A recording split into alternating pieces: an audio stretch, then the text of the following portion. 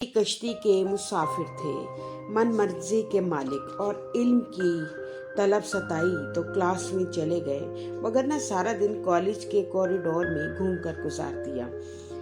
College canteen گرم سموسوں کی خوشبو وجود میں توانائی سی بھر دیتی تھی۔ آج جب میں زندگی کی مصروفیات میں سے ماضی کی طرف جھانکتی ہوں تو خیال آتا ہے کہ زندگی کی رمق تو کہیں ماضی میں ہی رہ گئی ہے۔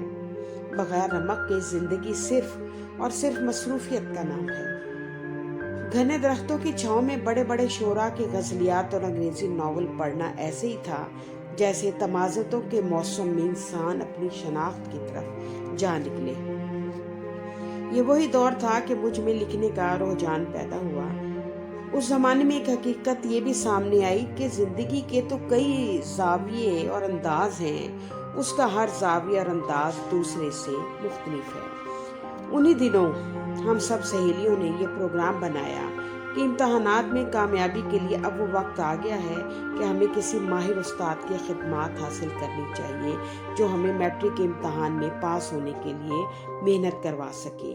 آپا جی پرانے مندر والے اسکول کے احاطے میں نکڑ کے ایک مکان میں رہتی تھی۔ یہ مکان 20 سیڑھیاں چڑھنے کے بعد تھا۔ اس مکان کا دروازہ انتہائی بوسیدہ تھا۔ گھر میں داخل ہوتے ہی سامنے پرانی طرز کا صوفہ اور صوفے کے آگے لکڑی کی میز تھی۔ میز کے ساتھ ہی ایک پرانا قالین تھا جس کے نقش و نگار وقت نے دھندلا دیے تھے۔ قالین ان طالبات کے لیے بچھایا گیا تھا جو شام 3 بجے سے 6 بجے تک آپا جی کے پاس پڑھنے کے لیے آیا کرتی تھی۔ مہجبی، کوثر، نائلہ اور میں آپا جی کے طالب علموں میں شامل ہو چکے تھے۔ میں نے اس قالین پر براجمان ہوتے ہی ادھر ادھر نظر ڈالی۔ کمرے کے ساتھ ایک چھوٹا سا کمرہ تھا۔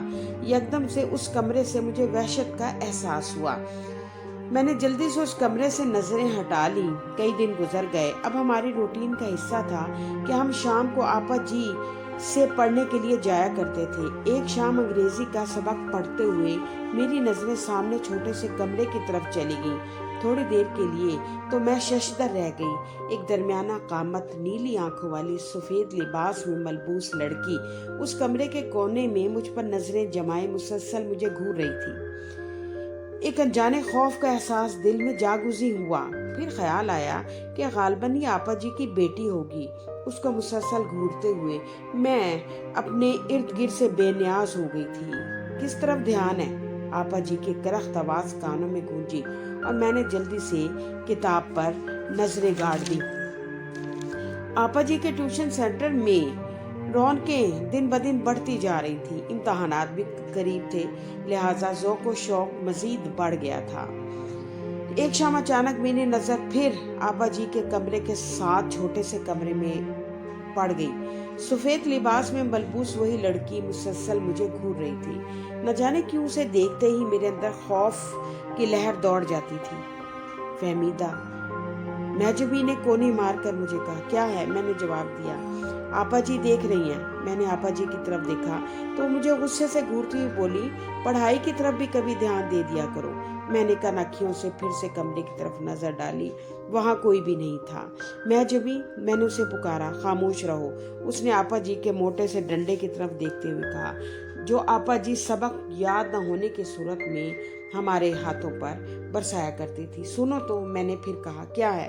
وہ بولی، ساتھ والے کمرے میں دیکھو، آپا جی کی بیٹی کس قدر خوبصورت ہے۔ تھوڑی دیر بعد مہجبی نے جواب دیا، وہاں تو کوئی نہیں ہے۔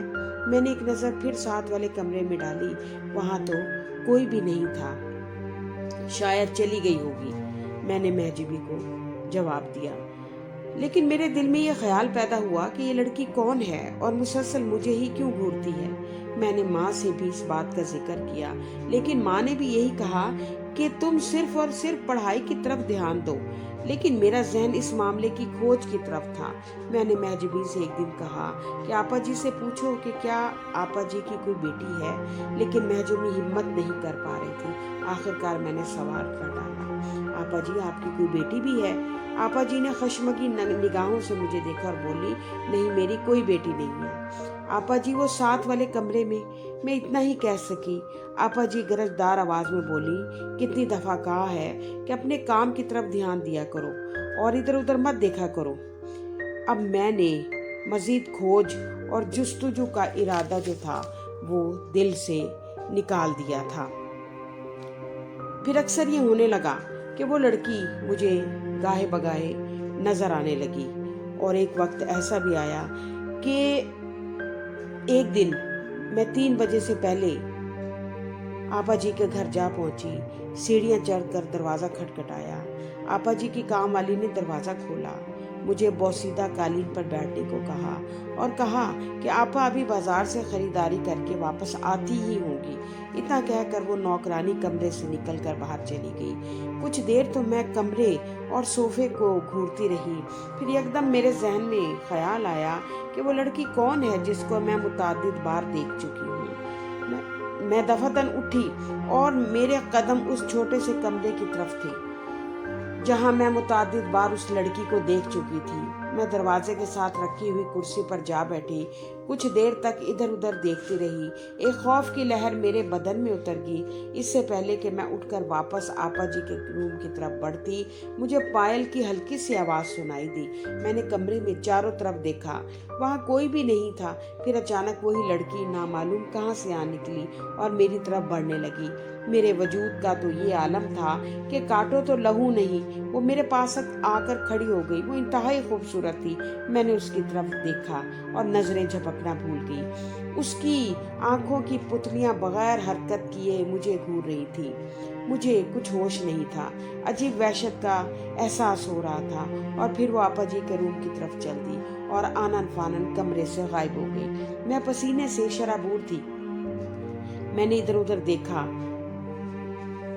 मैं वापस आकर आपा जी के कमरे में बिछे हुए बोसीदा कालीन पर आ बैठी। मैं बहुत ज़्यादा खौफजदा हो गई थी। थोड़ी देर तक तमाम लड़कियां आ गईं जो आपा जी के पास पढ़ती थी। मैंने इस वाक़े का जिक्र महजबी, नायला और कौसर से किया, लेकिन उन्होंने मेरी बात सुनी अनसुनी कर दी। उस दिन मैं बहुत डिस्टर्ब रही। मैंने पक्का इरादा कर लिया कि ये महीना ट्यूशन सेंटर में किसी न किसी तरह पूरा कर लूँगी, लेकिन फिर हमेशा के लिए ये ट्यूशन सेंटर छोड़ जाऊँगी।